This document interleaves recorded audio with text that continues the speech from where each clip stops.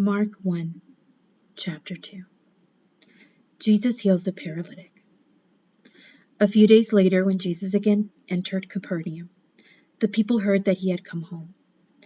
So many gathered that there was no room left, not even outside the door, and he preached the word to them. Some men came, bringing to him a paralytic, carried by 4 of them. Since they could not get him to Jesus because of the crowd, they made an opening in the roof above Jesus, and after digging through it, lowered the mat the paralyzed man was laying on. When Jesus saw their faith, he said to the paralytic, "Son, your sins are forgiven." Now some teachers of the law were sitting there, thinking to themselves, "Why does this fellow talk like that? He's blaspheming. Who can forgive sins but God alone?" Immediately Jesus knew in his spirit that this was what they were thinking in their hearts, and he said to them, "Why are you thinking these things? Which is easier to say to the paralytic, 'Your sins are forgiven,' or to say, 'Get up and take your mat and walk'?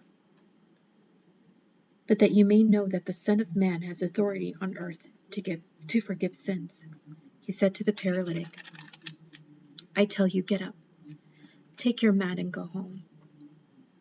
He got up, took his mat, and walked out in full view of them all. This amazed everyone, and they praised God, saying, "We have never seen anything like this." The calling of Levi. Once again Jesus went out beside the lake. A large crowd came to him, and he began to teach them. As he walked along, he saw Levi, son of Alphaeus, sitting at the tax collector's booth. "Follow me," Jesus told him. And Levi got up and followed him.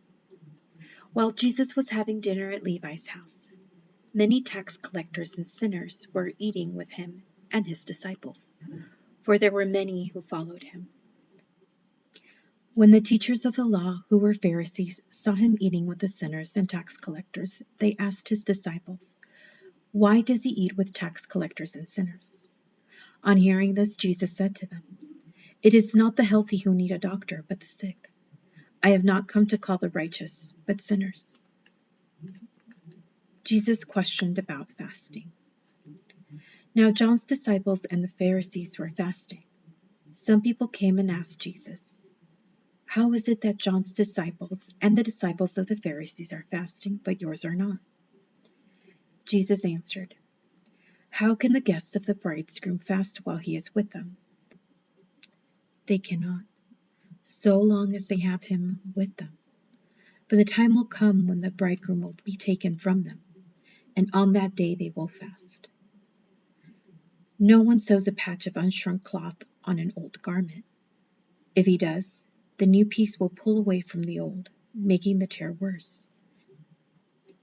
And no one pours new wine into old wineskins. If he does, the wine will burst and the skins, and both the wine and the wineskins will be ruined.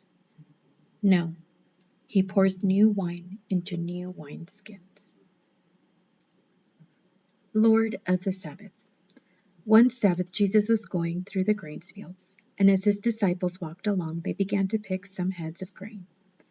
The Pharisees said to him, "Look, why are they doing what is unlawful on the Sabbath?"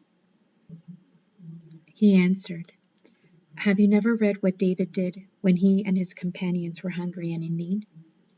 In the days of Abiathar the high priest, he entered the house of God and ate the consecrated bread, which is lawful only for priests to eat. And he also gave some to his companions. Then he said to them, 'The Sabbath was made for man, not man for the Sabbath. So the Son of Man is Lord even of the Sabbath.'"